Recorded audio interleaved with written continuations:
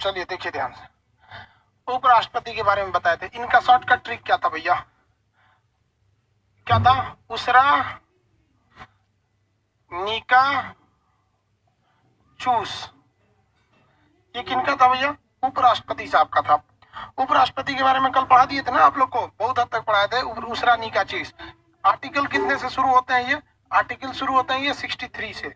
62 तक तो राष्ट्रपति की चर्चा थी। आर्टिकल शुरू होते हैं 63, 63, 64, 65, 66, 67, 68, 69, यही है ना, यहीं तक चालू होते हैं। देखिए उसे क्या था, उपराष्ट्रपति का पद कहां से आया है? अमेरिका से आया। स से राज्यसभा का वो क्या होता है? सभापति, और सभापति होने के नाते ही उसे वेतन दिया जाता है। उपराष्ट्रपति के नाम से वेतन नहीं दिया जाता है, क्योंकि उपराष्ट्रपति का तो कोई काम ही नहीं। ये क्या है, कार्यवाहक राष्ट्रपति के रूप में रहता है 65 में। जब वो कार्यवाहक राष्ट्रपति के रूप में रहेगा तो वो उपराष्ट्रपति या सभापति का काम नहीं करेगा, वो सारा का सारा काम करेगा राष्ट्रपति के का। और उसको उस राष्ट्रपति के बराबर सैलरी, वेतन, भत्ते, पावर जो जो राष्ट्रपति करता है वही करेगा। लेकिन वो राष्ट्रपति नहीं कहलाएगा, बल्कि वो एग्जीक्यूटिव राष्ट्रपति, कार्यवाहक राष्ट्रपति कहलाएगा कि बस काम करने आया है। निर्वाचन, राष्ट्रपति के निर्वाचन में लोकसभा, उपराष्ट्रपति का निर्वाचन भी वैसे ही होता है जैसे राष्ट्रपति करते हैं। सेम चीज होते हैं, एकल संक्रमणीय अनुपातिक पद्धति द्वारा होता है। लेकिन फर्क बस इतना है कि इसके निर्वाचन में लोकसभा, राज्यसभा के सभी सदस्य भाग लेते हैं, अर्थात मनोनीत और निर्वाचित दोनों सदस्य इसमें भाग लेते हैं। यहाँ तक समझा दिए थे। 67 देखते हैं, 67 क्या चीज है? राष्ट्रपति का कार्य, उपराष्ट्रपति का कार्यकाल। देखिए निर्वाचन में ही इसकी योग्यता थी। निर्वाचन जो था ना, उसमें योग्यता था 35 साल आयु, भारत का नागरिक, पागल दिवालिया न हो, लाभ के पद पर न हो, 15,000 सिक्योरिटी मनी जमा किया हो और 20 प्रस्तावक, 20 अनुमोदक होते हो। अब हम लोग को कौन सा पढ़ना है? 67 पढ़ना है, कार्यकाल। 67 कार्यकाल। तो आर्टिकल 67 ये क्या बताता है? उपराष्ट्रपति का कार्यकाल, टेन्योर बताता है कार्यकाल को। कार्यकाल मतलब क्या होता है? इनका टर्म्स या टेन्योर कितने साल का है। तो उपराष्ट्रपति का कार्यकाल कितने साल का होता है? 5 साल का होता है। कितने साल का होता है? 5 साल का होता है। लेकिन इनसे पहले भी इन पर महाभियोग द्वारा हटाया जा सकता है। हम आपको तो पहले ही बताएं, जिनको भी हटाएंगे उसे आप क्या कहेंगे? संसद का जो प्रोसीडिंग है, यानी संसदीय कार्रवाई द्वारा हटाया गया है। हालांकि हटाया जाएगा महाभियोग द्वारा ही, लेकिन महाभियोग शब्द प्रयोग नहीं होगा, इतना तो आप समझते हैं। अब इनको कैसे हटा सकते हैं? महाभियोग द्वारा हटाया जा सकता है। तो इनका महाभियोग के लिए अलग से अनुच्छेद नहीं है, इसके कार्यकाल में ही महाभियोग की चर्चा है। देखिए यहाँ पर एक अलग कंसेप्ट है, सब कुछ सेम है राष्ट्रपति के तहत, लेकिन इनमें एक अलग कंसेप्ट है कि इन पर भी महाभियोग लगाया जाएगा। तो लोकसभा और राज्यसभा दोनों मिलकर लगाएंगे। लेकिन उपराष्ट्रपति जो है, राष्ट्रपति लोकसभा में भी जा सकता है, राज्यसभा में भी जा सकता है, लेकिन उपराष्ट्रपति राज्यसभा का ही क्या होता है? पदेन सभापति होता है। आगे बताएंगे पदेन सभापति क्या मतलब होता है आगे इसका। अभी तो सभापति की चर्चा ही नहीं, अभी तो हम लोग उपराष्ट्रपति पढ़ रहे हैं। तो कहा गया है कि जो प्रक्रिया द्वारा, जिस प्रोसेस द्वारा हम लोगों ने राष्ट्रपति को हटाया था, सेम प्रोसेस लगेगा हमको किसे हटाने के लिए? उपराष्ट्रपति को। लेकिन यहाँ एक चीज समझना जरूरी है कि जहां हम राष्ट्रपति को हटाने की प्रक्रिया को स्टार्टिंग कर रहे थे, वो लोकसभा से भी स्टार्ट हो सकता था, राज्यसभा से भी। लेकिन यहाँ एक कंडीशन है कि उपराष्ट्रपति को हटाने का प्रस्ताव जब भी स्टार्ट होगा तो राज्यसभा से स्टार्ट होगा, क्योंकि वह राज्यसभा का सभापति होता है। अगर कुछ गड़बड़ी करेगा तो पहले राज्यसभा के लोगों को पता चलेगा, बाद में किसी को पता चलेगा। तो इसका जो प्रारंभ होता है वो हर हाल में राष्ट्रपति का ये महाभियोग जो है, देखिए महाभियोग यहाँ लिख दे रहे हैं संसद की प्रक्रिया, लेकिन ये समझिएगा महाभियोग शब्द केवल किसके लिए प्रयोग होता है? राष्ट्रपति के लिए। इनके लिए भी महाभियोग लगेगा, उसको हम कहेंगे संसद की प्रक्रिया। तो इसमें हमेशा याद रखिएगा कि इनका जो महाभियोग स्टार्ट होता है वो कहां से होता है? राज्यसभा से। राज्यसभा से ही स्टार्ट हो सकता है, लोकसभा से ये स्टार्ट नहीं हो सकता है। जबकि राष्ट्रपति, ये दरोगा वाला में भी क्वेश्चन पूछा था कि राष्ट्रपति पर महाभियोग किस सदन से प्रारंभ हो सकता है। तो राष्ट्रपति यानी प्रेसिडेंट की बात करेंगे तो उसका इम्पीचमेंट किसी भी हाउस से स्टार्ट हो सकता है। लेकिन उपराष्ट्रपति यानी वाइस प्रेसिडेंट का इम्पीचमेंट जब भी स्टार्ट होगा तो राज्यसभा से होगा, क्योंकि वाइस प्रेसिडेंट होते हैं वो राज्यसभा के चेयरमैन होते हैं। और इनके द्वारा कोई भी अगर अनकॉन्स्टिट्यूशनल वर्क करेंगे तो उसका सबसे पहला पता किसको चलेगा? कि वो राज्यसभा के मेंबर्स को पता चलेगा, इसलिए स्टार्ट होता है। अब पुराना कंसेप्ट याद कीजिए, जब राष्ट्रपति पढ़ाए थे तब राष्ट्रपति पर भी जब महाभियोग लाना है तो डायरेक्ट महाभियोग नहीं ला सकते, पहले उसकी स्टार्टिंग करनी पड़ेगी। तो इसे स्टार्ट करने के लिए कितने सीटों की जरूरत है? प्रारंभ करने के लिए कितने सीटों की जरूरत है? अगर आप इसे प्रारंभ करना चाहते हैं, प्रारंभ, तो इसे स्टार्ट करने के लिए कितने सीट चाहिए? फटाफट आंसर दीजिए लोग, फटाफट आंसर दीजिए। स्टार्ट तो होगा राज्यसभा से, आएगा भले लोकसभा में, लेकिन स्टार्ट वहीं से होगा। कितने सीट चाहिए इसको स्टार्ट करने के लिए? फटाफट आंसर दीजिए। 5 सीट बोल रहे हैं। कितने सीट चाहिए होंगे? आंसर दीजिए भाई फटाफट, कितने सीट चाहिए? कितना कम से कम होना चाहिए भाई? कोई बोल रहा है 1/3, कोई कह रहा है 3/4। अरे भैया यहाँ देखो, हम ये थोड़ी कर रहे हैं कि राष्ट्रपति अभी हटा दिया गया। अभी तो डिसाइड होगा इसे हटाना है या नहीं। पहले ये डिसाइड हो कि इसे हटाने की प्रक्रिया स्टार्ट किया जाए कि नहीं किया जाए। समझ में आया कि नहीं आ गया? तो पहले तो महाभियोगे प्रारंभ करने के लिए 1/4 सीट चाहिए। 1/4 मतलब 25%, वरना डेली डेली इन पर महाभियोगे आएगा। महाभियोग लाना चाहते हैं, इस बात को बताने के लिए कम से कम 25% वोट चाहिए। कहाँ का? राज्यसभा का चाहिए। इसके बाद राज्यसभा पारित करेगी। हम पारित करने की बात नहीं कर रहे, हम ये कह रहे हैं कि स्टार्ट किया जाए। ये 1/4 अगर नहीं रखता ना तो संसद में कोई काम ही नहीं होता। डेली महाभियोग लाओ, डेली लाओ, डेली लाओ, डेली लाओ, उस पर चर्चा कराओ। इसलिए प्रारंभ करने के लिए कितना चाहिए? 1/4। आप लोग क्या कर रहे हैं? 2/3 कौन कर रहा है बेवकूफ? तो पारित कितना से करेगा तुम? 66% जो बोल रहा है। स्टार्ट करोगे 66% से तो पारित कितना से करोगे?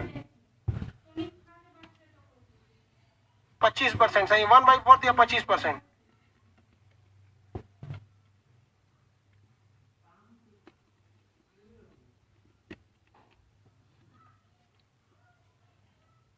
हो गया? आंसर देता है अजीब अजीब टाइप का। एगो कह रहा है 20 प्रस्तावक 20 अनुमोदक। रे बकलोलवा कहीं का, ये हम उसको चुनाव में ले आ रहे हैं कि 20 प्रस्तावक 20 अनुमोदक? वो तो नियुक्ति के समय था। कह रहा है कि नहीं सर जी 20 वो प्रस्तावक 20 वो अनुमोदक। अरे लोल कहीं का, सुतल लाता है ऐसे। गजब हाल है। 20 प्रस्तावक 20 अनुमोदक तो उसको ले चुनाव खड़ा करने के लिए था, हटाने के लिए था। अब बताइए पारित करना है तो कितना चीज चाहिए? इसे बिल को पास करने के लिए, पारित करने के लिए कितना चाहिए? पारित करने के लिए 2/3 यानी 66% वोट चाहिए। 66% वोट से जब पारित हो जाएगा तब ये तो राज्यसभा से ही स्टार्ट हो सकता है, इसका कंफर्म है। लोकसभा में भेजने से पहले कितने दिन पहले सूचना दे देंगे? 14 दिन पहले सूचना दे देंगे। कितने दिन पहले? 14 दिन पहले इसकी सूचना दे देंगे। अब क्या ये प्रारंभ थोड़ी करेगा? प्रारंभ तो हो ही चुका है इधर से। अब ये सीधे क्या करेगा? पारित करेगा। तो राज्यसभा भी, लोकसभा भी क्या करेगा? पारित करेगा। लेकिन राज्यसभा जिस दिन पारित करेगा उसके 14 दिन बाद इधर पारित करने के लिए कोई बहस होगा। ये 14 दिन टाइम है किसके पास? उपराष्ट्रपति के पास। जैसे राष्ट्रपति के पास था, वो अगले सदन में जाके कहेगा कि देखिए आप लोगों से मिसअंडरस्टैंडिंग हो गई है, हम जो भी स्टेप लिए हैं वो देश की भलाई के लिए लिए हैं, जो मंत्रिमंडल का है हम वो किए हैं। आप लोग गलत बोल रहे हैं। वो अभी एविडेंस देगा, साक्ष्य देगा, प्रूफ देगा, लेकिन सुप्रीम कोर्ट नहीं जा सकता है। वहां के लोग उसको मानेंगे तो ठीक है, नहीं तो इम्पीच कर देंगे। क्या कर देंगे? इम्पीच। और अगर ये लोग भी 2/3 बहुमत यानी 66% वोट से पारित कर दिए, 2/3 मतलब कितना होता है? 66% वोट से पारित कर दिए, तो उपराष्ट्रपति पर क्या लग जाएगा? महाभियोग लग जाएगा। लेकिन आज तक ये लगा नहीं है। लेकिन अगर यहाँ के लोग उपराष्ट्रपति के एविडेंस से खुद को संतुष्ट पा गए और ये कह दिए कि नहीं उपराष्ट्रपति निर्दोष है, राज्यसभा के लोगों ने उन्हें जबरदस्ती पारित कर दिया है, तो उपराष्ट्रपति का महाभियोग रद्द हो जाएगा। लेकिन अगर दोनों ओर से 66% पारित कर दिया गया तो क्या होगा? वहां पर उपराष्ट्रपति को हटा दिया जाएगा। अब तक किसी भी उपराष्ट्रपति या राष्ट्रपति पर महाभियोग की प्रक्रिया प्रारंभ तो हुई ही नहीं है, तो हटाने की बातें छोड़ दीजिए, अब तक नहीं हुआ है। महाभियोग की प्रक्रिया को अमेरिका के संविधान से लेकर आया गया है। कभी भी पारित करेगा तो 2/3 बहुमत से पारित करेगा। हो गया? अब तक नहीं हटाया गया है।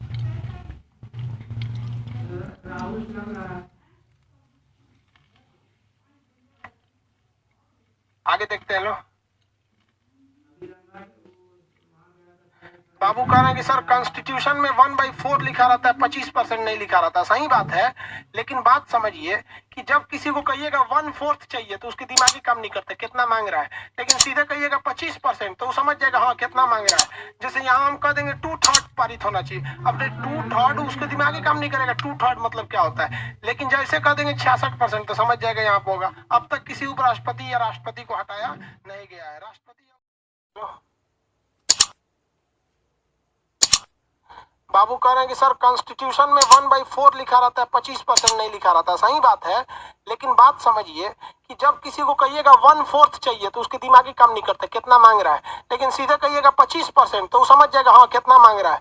जैसे यहाँ हम कह देंगे 2/3 पारित होना चाहिए, अब 2/3 उसको दिमागी काम नहीं करेगा 2/3 मतलब क्या होता है, लेकिन जैसे कह देंगे 66% तो समझ जाएगा यहाँ पे होगा। अब तक किसी उपराष्ट्रपति या राष्ट्रपति को हटाया नहीं गया है। राष्ट्रपति या उपराष्ट्रपति दोनों को कितना टाइम दिया जाता है? 14 दिन का टाइम दिया जाता है। आगे देखिए, एक क्वेश्चन अक्सर दिमाग में आता है कि मान लिए कि हमारे जो भारत के प्रेसिडेंट साहब हैं, राष्ट्रपति, प्रेसिडेंट यानी राष्ट्रपति, या हमारे जो वाइस प्रेसिडेंट है, वाइस प्रेसिडेंट, उपराष्ट्रपति, ये दोनों का बहुत बड़ा पद होता है और इन दोनों का कार्यकाल कितना होता है? 5 साल का होता है। इन दोनों को हटाने की कई प्रक्रिया है। ऐसा हो सकता है कि वो त्यागपत्र दे दे, यानी अपना रिजाइन दे दे, त्यागपत्र दे सकते हैं, या फिर ऐसा हो सकता है कि इनकी मृत्यु हो जाए, या निर्वाचन क्या हो जाए? अवैध घोषित हो जाए, निर्वाचन अवैध घोषित हो जाए, या फिर इन्हें इम्पीच करके हटाया जा सकता है। इम्पीच मतलब महाभियोग द्वारा क्या किया जा सकता है? हटाया जा सकता है। तो कार्यकाल के बीच में ये दोनों लोगों को हटाया जा सकता है। हालांकि कार्यकाल समाप्त होने के बाद भी अगर चुनाव नहीं होता है तो ये बने रहेंगे, लेकिन यही कंडीशन है कि ये कार्यकाल के बीच में ही बने रह सकते हैं।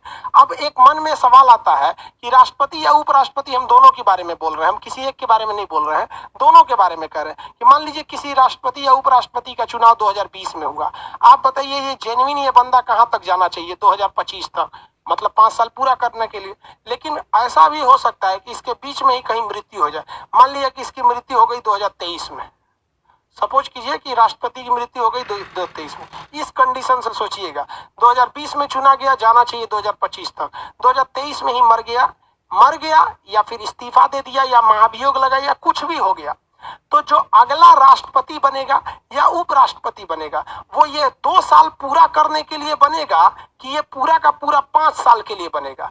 मतलब कहने का सेंस है कि वो स्टेपनी में आएगा 2 साल पूरा करने के लिए या फुल फ्लेजेड पावर लेकर आएगा? अब जवाब दीजिए कि अगर राष्ट्रपति या उपराष्ट्रपति कार्यकाल से पहले ही मर जाते हैं या पद खाली हो जाता है तो नया राष्ट्रपति या उपराष्ट्रपति पूरे 5 साल के लिए आता है या बचे हुए कार्यकाल को पूरा करने के लिए, रिमेनिंग पार्ट के लिए, या 5 साल के लिए? अगर चाहते हैं 5 साल तो 5 लिखिए, नहीं तो रिमेन लिख सकते हैं। 5 साल, सब 5 साल बोल रहा है तो कुछ बोल रहा है 2 साल।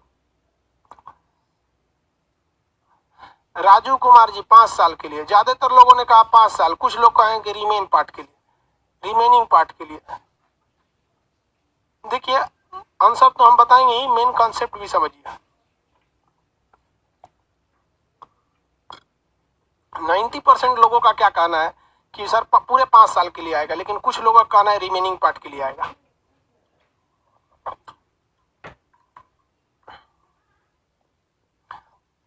बाबू सुनिए, इधर देखिए ध्यान से। राष्ट्रपति और उपराष्ट्रपति का पद, प्रेसिडेंट और वाइस प्रेसिडेंट का पद, ये बहुत ही बड़े मर्यादाओं का पद होता है। ये मर्यादित पद होता है, इस पर बहुत ज्यादा सम्मान का पद होता है।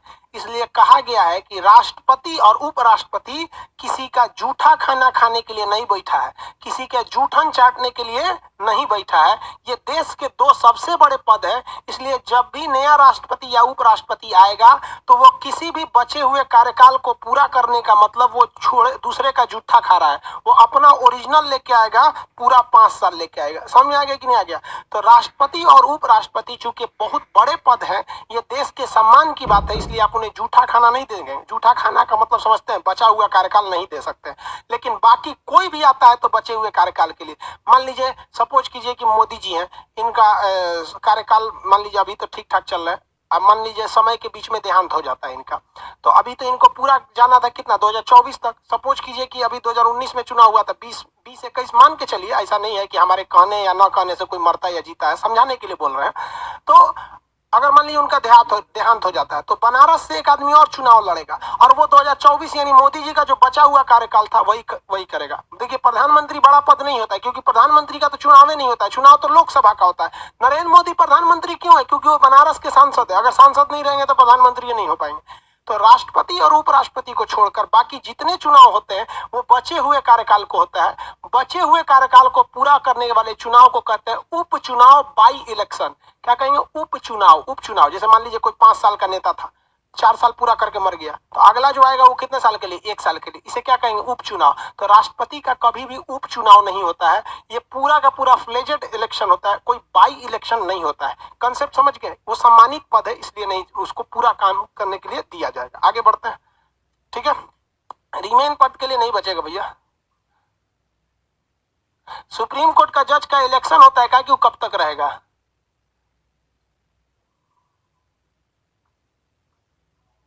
पांच साल के लिए रहेगा। अच्छा, वॉइस लिख दिए हैं, गलती लिख दिए हैं भाई, ये तो अंग्रेजी वाला वॉइस लिख दिए हैं, स्पेलिंग मत देखिए भाई, वॉइस होता है। एक आदमी सीबीएसई बोर्ड वाला ध्यान दे दिया, वॉइस होता है, हम वॉइस लिख दिए हैं गलती से। ये इंग्लिश, इसको काट देते हैं, ठीक है। वॉइस होता है, वॉइस। हम हमेशा शायद वॉइस लिख दिए थे, ये अंग्रेजी वाला एक्टिव वॉइस पैसिव वॉइस लिख दिए थे। वॉइस प्रेसिडेंट होता है। समझ आ गया ना? मेन कंसेप्ट समझिए। कितने साल के लिए रहेगा? पूरे 5 साल के लिए, न कि बचे हुए कार्यकाल के लिए।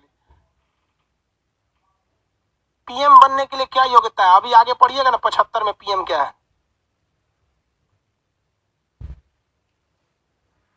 आगे बढ़े।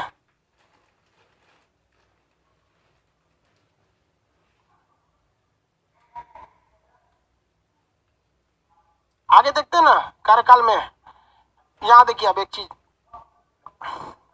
कार्यकाल में, एक और चीज इन लोग का मायने रखता है कि इनका एज लिमिट भी होना चाहिए। कार्यकाल के साथ साथ इनका क्या होना चाहिए? एज लिमिट होना चाहिए। एज लिमिट में जैसे मान के चलिए कि आप सुप्रीम कोर्ट जो होते हैं वहां पर एक एज लिमिट बढ़ा दिया जाता है। यहाँ के लिए ऐसा कोई दिक्कत नहीं है। बात समझिए, अगर सुप्रीम कोर्ट में कोई गया है ना तो 5 साल रहेगा या फिर 65 साल आयु रहेगा। ये यहाँ तो नियम में नहीं लगता, इसलिए यहाँ क्या समझाएंगे, सुप्रीम कोर्ट आएगा तब समझाएंगे। एज लिमिट नहीं होता है बहु नेताओं का, कितनों साल का रहे घसीट के रहेगा। लाल कृष्ण आडवाणी को देख रहे हैं, मरने आज मरे कल मरे, लेकिन आज वो संसद में जाते हैं। अब प्रधानमंत्री बनने के लिए मोदी जी से लड़ लिए थे कि हम बीजेपी के लिए ज्यादा किए, तो इनके लिए अपर एज लिमिट होता ही नहीं। तो एज लिमिट बताएंगे क्या? ऐसा थोड़ी है कि 65 साल तक ही आदमी मतलब वो राष्ट्रपति रहेंगे या उपराष्ट्रपति रहेंगे, वो है ही नहीं है इसमें। तो फिर यहाँ बता के क्या करेंगे? सुप्रीम कोर्ट जब आएगा तब वहां बताएंगे, वहां पे एज लिमिट होता है। ये हो गया आपका अनुच्छेद कितना था भाई? ये आर्टिकल 60 कार्यकाल बता रहे थे ना, 67। आर्टिकल 67 में क्या था? कार्यकाल। अब बताइए आर्टिकल 68। आर्टिकल 68 में क्या रहेगा? चुनाव का समय। आर्टिकल 68, आर्टिकल 68, आर्टिकल 68 68 बोलते हैं इसमें। इसमें कहा गया है चुनाव का समय। यहाँ एक थोड़ा सा राष्ट्रपति और इसमें थोड़ा सा अंतर है। चुनाव यानी निर्वाचन, इलेक्शन। इलेक्शन का क्या करना है? टाइमिंग की बात का है, समय, कितने समय में इलेक्शन हो जाने चाहिए। तो यहाँ देखिए राष्ट्रपति में कहा गया था, क्योंकि राष्ट्रपति का पद बहुत बड़ा था, उसकी बहुत सारी जिम्मेदारियां थी, तीनों सेनाओं का वो अध्यक्ष था, इस नाते उसके पद को खाली रखना उचित नहीं था। इसलिए कहा गया था कि राष्ट्रपति का चुनाव हर हाल में 6 महीने में करा लेना है। ये 6 मंथ किसके लिए था? राष्ट्रपति के लिए था। 6 मंथ किसके लिए था? राष्ट्रपति के लिए। लेकिन इनमें 6 मंथ की चर्चा नहीं है, इसमें कहा गया है यथाशीघ्र। यथाशीघ्र, यथाशीघ्र मतलब होता है एज सुन एज पॉसिबल।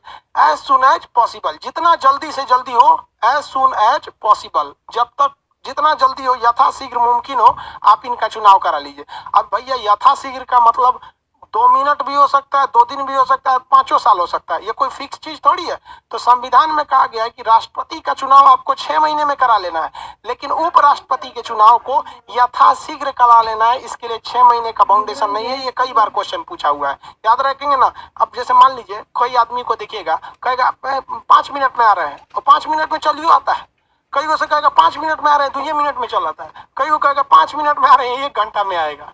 समझ आ गया कि नहीं आ गया? एक हमारे मित्र हैं मिश्रा जी, दिल्ली में रहते हैं, और जहां फोन करेंगे 1 मिनट का, अरे खान साहब हम 2 मिनट में फोन कर रहे हैं, और 2 मिनट में फोन करने का मतलब वो अगले दिन भी फोन ना करेंगे, छोड़ देंगे तो दोबारा हम ही को करना पड़ता है। तो किसी किसी व्यक्ति का यथाशीघ्र कब खत्म होगा पता ही नहीं चलता। कोई कोई एकदम पंक्चुअल टाइम का होता है, कोई आगे कोई पीछे हो सकता है। हम लोग भी बोल देंगे कि भाई अब 2 मिनट में हो जाएगा, कंफर्म नहीं है 2 मिनट में होगा, 2 दिन में भी हो सकता है वो। तो यथाशीघ्र के लिए कोई फिक्स टाइमिंग नहीं है, इसलिए कहा गया है कि चुनाव का समय इसमें यहाँ किया गया। अब इसके बाद आएगा 69, उनका शपथ होगा। यहाँ देखिए 69 में क्या कहा गया भाई? शपथ। देख लीजिए यहाँ 68 हो गया ना चुनाव का समय, 69 में क्या होगा? शपथ। राष्ट्रपति इनको शपथ दिला देते हैं। उपराष्ट्रपति को शपथ कौन दिलाते हैं? राष्ट्रपति। उपराष्ट्रपति को शपथ दिलाएंगे राष्ट्रपति। प्रेसिडेंट इनको शपथ दिलाते हैं, उपराष्ट्रपति को। यहाँ हो गया आर्टिकल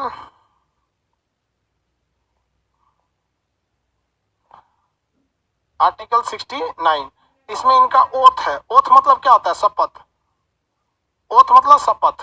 शपथ जो होता है ये कौन दिलाते हैं इनको? राष्ट्रपति, प्रेसिडेंट साहब देता है। प्रेसिडेंट, भारत के प्रेसिडेंट यानी राष्ट्रपति इनको शपथ दिलाते हैं।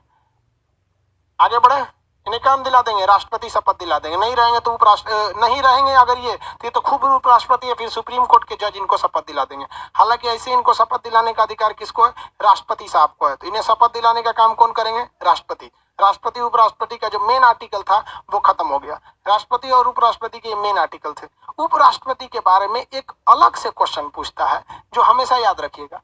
हिंदुस्तान में जितने भी पुरस्कार दिए जाते हैं, जो राष्ट्रीय सम्मान होते हैं, जो नेशनल अवार्ड होते हैं, जैसे भारत रत्न हो गया, पद्म भूषण हो गया, पद्म श्री हो गया, नवरत्न वगैरह का जो अवार्ड होता है, ये अवार्ड किसको दिया जाएगा? इसके लिए एक कमेटी बनती है जिसे ज्यूरीज बोलते हैं। जजों की एक कमेटी होती है। किसको अवार्ड दिया जाएगा, किसको अवार्ड नहीं दिया जाएगा। उस अवार्ड में 200 लोगों को सेलेक्ट किया जाता है किसे दिया जाएगा।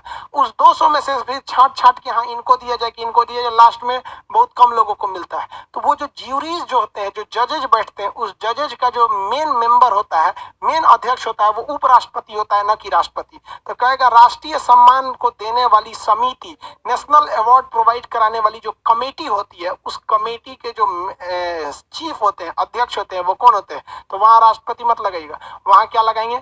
उपराष्ट्रपति लगा दीजिएगा। अब उपराष्ट्रपति से मान लीजिए हमारा पहुंच अच्छा है, हमको आज मिल जाएगा भारत रत्न, समझाएगी नहीं?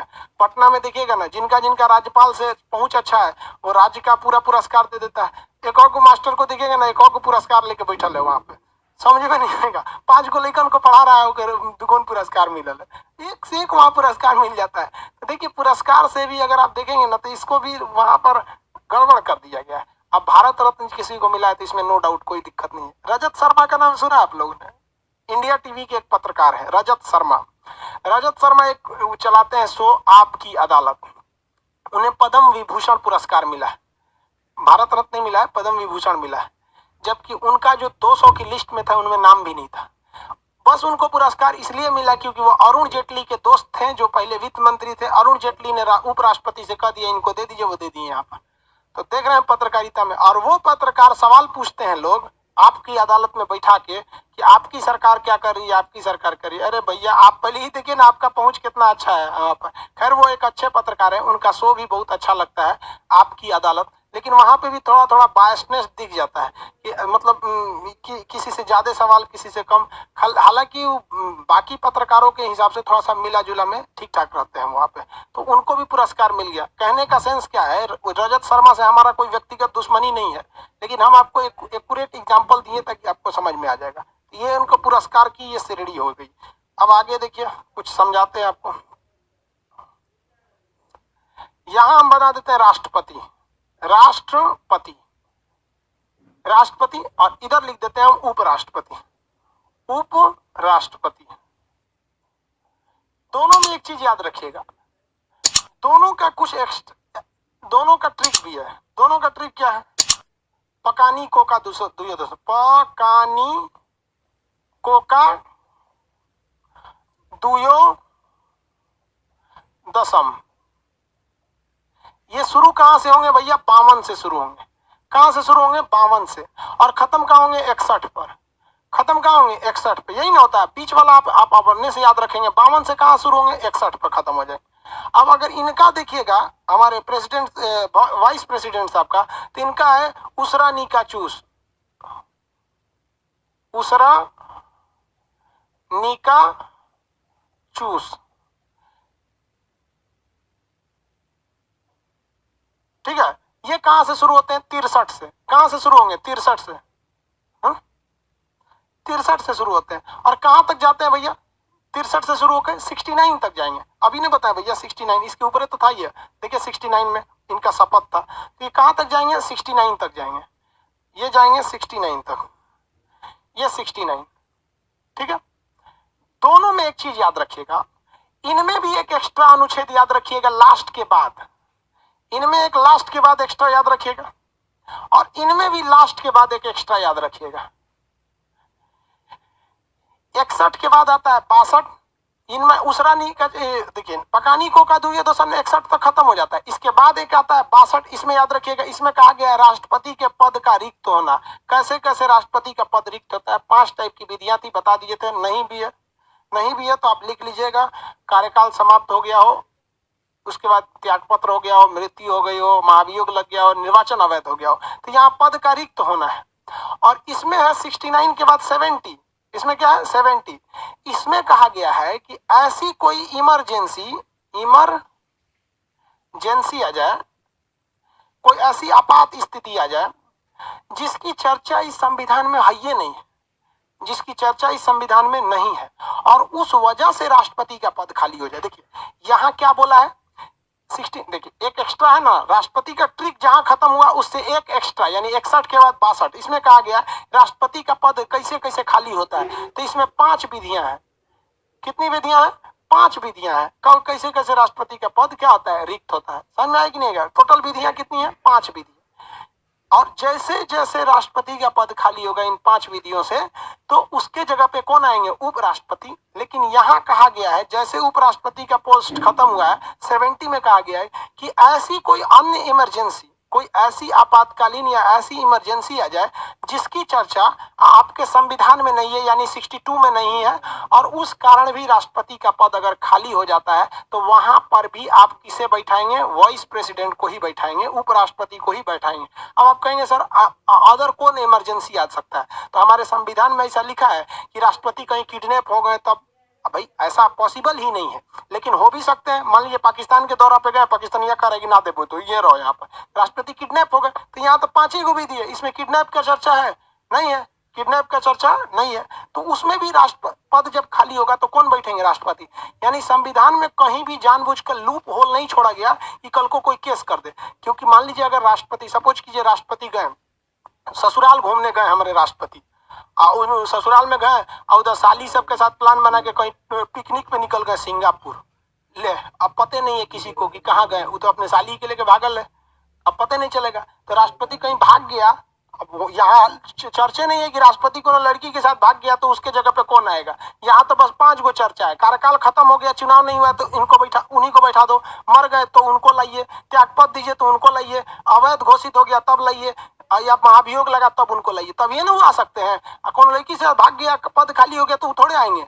तो कहा गया है कि ऐसा इमरजेंसी जिसकी चर्चा इस संविधान में नहीं है, अगर उस वजह से भी पोस्ट खाली होता है तो उसी को बुलाया जाएगा। पता चला ससुराल गए थे राष्ट्रपति घूमने और ससुराल में बंद करके बड़ी मार मारा है, सो हॉस्पिटल में एडमिट है। यहाँ कहीं लिखा है कि हॉस्पिटल में एडमिट रहेंगे तो उपराष्ट्रपति आएंगे? नहीं, सम्मान के लिए नहीं लिखा है, लेकिन वहां लिख दिया है सम्मान के लिए। इमरजेंसी, अगर कोई ऐसा इमरजेंसी जिसकी चर्चा इसमें है ही नहीं है तो भी वही आएंगे, क्योंकि कानून अंधा होता है। सुप्रीम कोर्ट कह देगा तू काहे लिए आया, यहाँ लिखा है कि राष्ट्रपति हॉस्पिटल में रहेंगे तो तू आएगा, तू कह देगा राष्ट्रपति से सुप्रीम कोर्ट खान से पॉलिटी ना पड़े होगा, 70 में लिख ले इमरजेंसी में हम ही आएंगे। कोई ऐसा नहीं इमरजेंसी। मान लीजिए राष्ट्रपति को हम बुलाए अपने पटना कोचिंग में, बांध के बैठा लिए कोचिंग में, मतलब तो कहीं लिखा है कि खान सर बांध के बैठा लेंगे तो वो नहीं आएगा।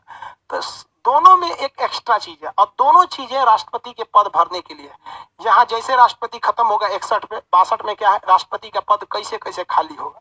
और यहाँ जैसे 69 पे उपराष्ट्रपति खत्म होंगे, वहां 70 में बोला है कि वैसी चर्चा जो संविधान में नहीं है, अगर उसमें भी राष्ट्रपति का पद खाली होता है, यानी ऐसी अन्य आकस्मिक स्थिति, अदर कोई इमरजेंसी स्थिति आती है, ऐसी अन्य कोई आकस्मिक स्थिति जिसकी चर्चा इस संविधान में नहीं है, और उसके कारण अगर राष्ट्रपति का पद खाली या रिक्त होता है तो भी हमारे उपराष्ट्रपति ही जाएंगे उसे भरने के लिए, सुप्रीम कोर्ट इसमें हस्तक्षेप नहीं करेगी। समझ में आ गया आपको?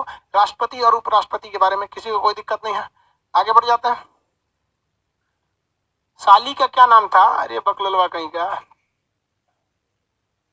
सर, बुढ़ापा में भागेगा रे भाई साहब, बुढ़वन पे भरोसा मत करना। आसाराम बापू देख रहे हो, एगो राम रहीम, अरे बहुत खतरनाक होता है सब बूढ़ा सब। बुढ़वा सब पटना में भी एक से एक खचरा होता है सब, लड़की चलती रहती है बुढ़वा ऐसे ढकेल देता है सब, बहुत खतरा होता है सब। लड़का सबसे ज्यादा खतरा होता है सब बुढ़वा सब, कोई शक नहीं करता है। और डट रहेगा सब, लड़कियन पे ढह जाएगा सब, मारे इतना मार साला 2 हाथ में तो मरिए जाएगा, लेकिन उस सब पे आदमी कोई शक नहीं करता है। वहाँ हमारा पटना में आप लोग ऑनलाइन है, ऑफलाइन आएंगे तो मेरा कोचिंग सबसे ऊंचा है पटना से, पूरा एरिया दिखाई देता है 5वें फ्लोर पे। अब कभी कभी भीड़ हो जाता है तो ऊपर से आदमी देखता है, कभी नीचे देख सोच रहा है कौन कौन बदमाशी कर रहा है। तो बोलता है बुढ़ापा में लेके भागेगा। अरे भाई साहब, वही बुढ़ावे में तो ढेर कांड करता है। आगे बढ़े। अब इसके बाद कौन आएगा? 71। 71 के बाद कौन आएगा? 72। 71 के बाद 72। 72 के बाद 73। चलो भाई, हो गया, बस हंसी मजाक ज्यादा नहीं। राष्ट्रपति जी के पद की गरिमा की सवाल है। हालांकि हंसी मजाक चलते रहना चाहिए, वरना क्लास पढ़ाई बोझ हो जाएगा। एक बात बताइए ना, पढ़ने के लिए अलग से आएंगे, हंसी मजाक के लिए अलग से आएंगे, इतना टाइम रखा है, एक के साथ दोनों कमा कर लीजिए, हंसी मजाक प्लस पढ़ाई। ये 73 आज इतना पढ़ा देता है, फिर आगे समझाएंगे। 71 में क्या कहा है? कहा गया है कि जब कभी भी हमारे राष्ट्रपति या उपराष्ट्रपति, प्रेसिडेंट या वाइस प्रेसिडेंट, हमारे राष्ट्रपति या फिर हमारे उपराष्ट्रपति, इन दोनों का जब चुनाव होगा तो इनके चुनाव में अगर कोई भी विवाद हो गया, इनके चुनाव में मान लीजिए कोई डिस्प्यूट हो गया, कुछ भी डिस्प्यूट हो सकता है चुनाव में लेकर, तो ये डिस्प्यूट हाई कोर्ट में जाएगा या सुप्रीम कोर्ट में जाएगा? ये बताइए। राष्ट्रपति या उपराष्ट्रपति के डिस्प्यूट कहाँ जाएगा? सुप्रीम कोर्ट या हाई कोर्ट? बताइए फटाफट।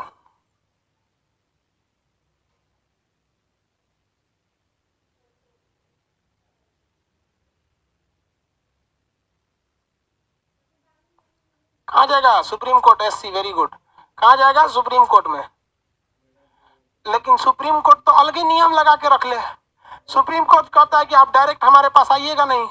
आर्टिकल 32 कहता है कि अगर आपका कोई मूल अधिकार छीन लिया है, फंडामेंटल राइट, तभी आप हमारे पास आइए, नहीं तो हमारे पास नहीं आइए। जाइए डिस्ट्रिक्ट कोर्ट, जाइए हाई कोर्ट, वहां से नहीं होगा तब हमारे पास आइएगा। तो कहता है कि नहीं भैया, इसके लिए एक अलग से आर्टिकल है, इसके लिए एक अलग से आर्टिकल है कि चुनाव संबंधी विवाद सीधे कहाँ जाएगा? सुप्रीम कोर्ट में।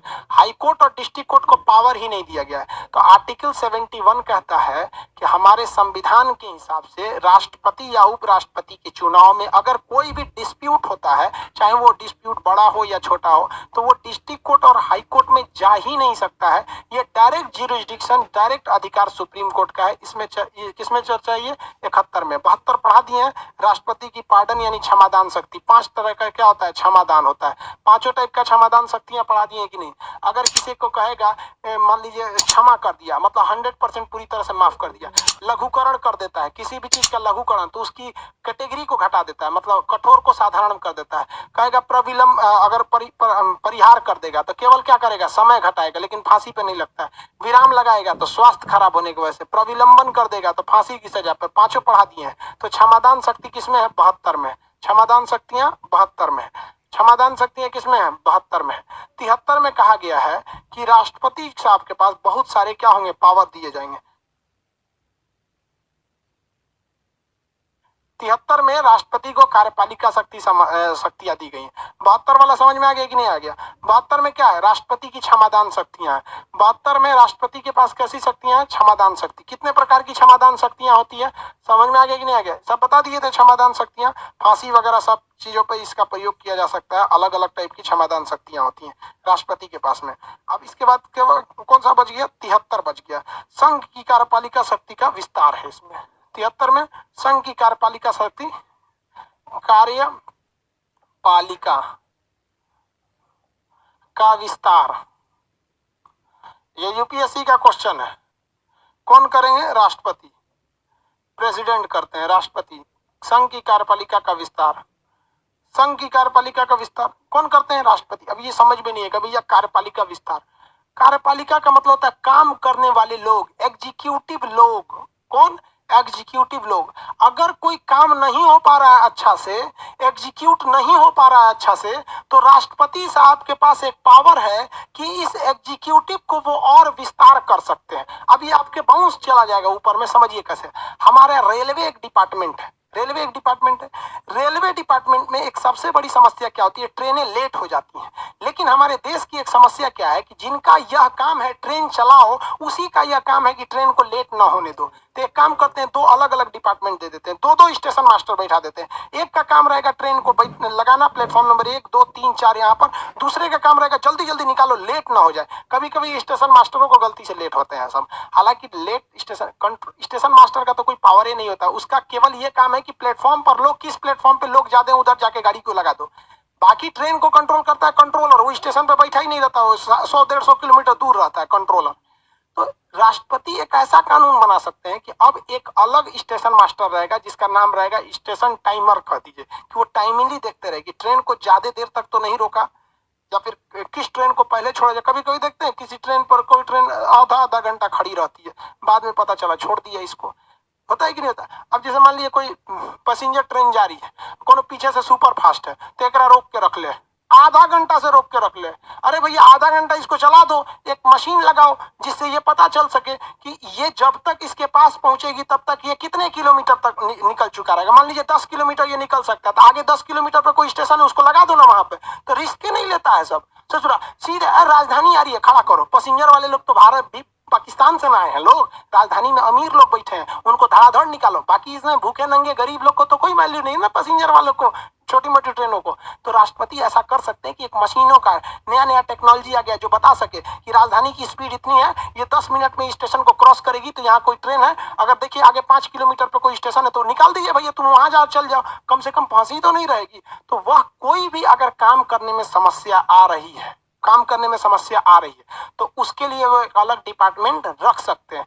जैसे हर एक लड़के का, कोई भी आप यूनिवर्सिटी में पढ़िए, आपका लेट हो जाता है, 3 साल का सर्टिफिकेट 4 साल में देता है, तो राष्ट्रपति जो है, वाइस चांसलर जो होते हैं, पूरे यूनिवर्सिटी के चांसलर तो राष्ट्रपति हैं, वाइस चांसलर को कह सकते हैं कि देख तुम्हारे डिपार्टमेंट में हम एक अलग अधिकारी नियुक्त करेंगे जिसका यही काम है कि एग्जाम को टाइमली लिया जाए, तुम मैनेजमेंट देखो वाइस चांसलर, और एक हम अलग वाइस चांसलर या एक अलग पोस्ट बनाते हैं, एक अलग एग्जीक्यूटिव ऑफिसर बनाते हैं, एक अलग कार्यपालिका बताते हैं जो ये डिसाइड करे कि ग्रेजुएशन 3 साल में ही होना चाहिए। लेकिन हमारे राष्ट्रपति साहब को इतना फुर्सत कहाँ, हमको तो डाउट होता है कि राष्ट्रपति या कोई पतो है कि नहीं कि ओकरे पास वो अधिकार है, क्योंकि जब मन किसी को अधिकारी बना देते हैं, वो राज्यपाल थे बिहार के, एक बार उठा के राष्ट्रपति बना दिए, यहाँ पे क्या पता चलेगा वहां पर।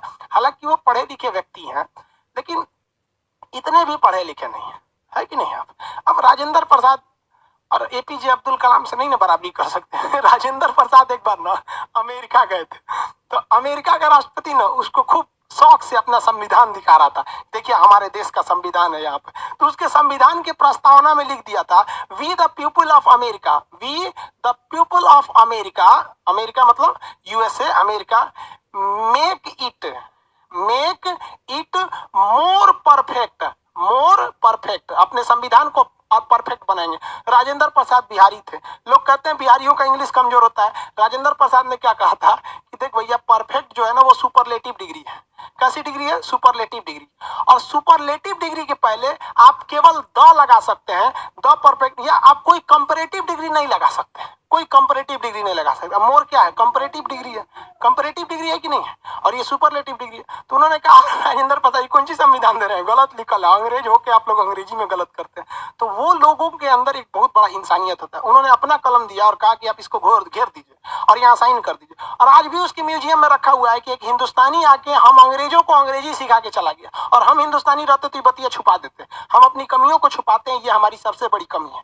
आपके अंदर जो कमी है आप उसे उजागर कर दीजिए। हम सामने बोल देते हैं कि हम हिंदी इंग्लिश गलत लिख देते हैं, क्या करेंगे भाई, उतना हमको दिमागे अटबे नहीं करता है यार, हम 65 कुछ अजीब लिख देते हैं, 65 लिखने को कहेंगे तो ऐसे लिख देंगे, तो ये कहीं ना कहीं कुछ प्रॉब्लम है, वरना 65 सबको पता है 65 होता है। तो आप अपनी कमियों को मत छुपाइएगा। और लोग कहते हैं बिहारियों की इंग्लिश कमजोर होती है, मेजोरिटी ऑफ बिहारियों की इंग्लिश कमजोर होती है, मेजोरिटी को लोग चेक करते हैं। यहां तक समझ में आ गया आप लोग, किसी को कोई दिक्कत नहीं है। राष्ट्रपति, अब यहां से हम लोग चालू करेंगे प्रधानमंत्री और मंत्रिमंडल, यहां से हम लोग अब सरकार में घुसेंगे। अभी तक हम एग्जीक्यूटिव देख रहे थे कि काम कौन कौन करता है, अब हम समझेंगे सरकार कैसे चलती है, कैसे एनडीए ये सब की सरकार, महागठबंधन ये सब की सरकार चलती है। यहां तक में कोई प्रॉब्लम नहीं है, बोलेंगे।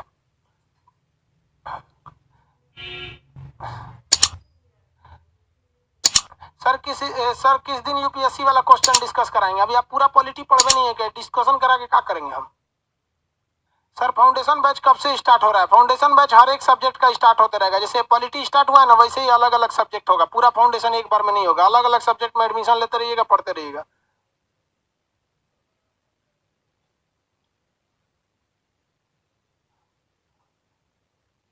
अगला क्या कर रहे हैं आप लोग जी? कमेंट में वीडियो क्वालिटी, इसका वर्क चल रहा है, वीडियो क्वालिटी का अचानक नहीं होगा।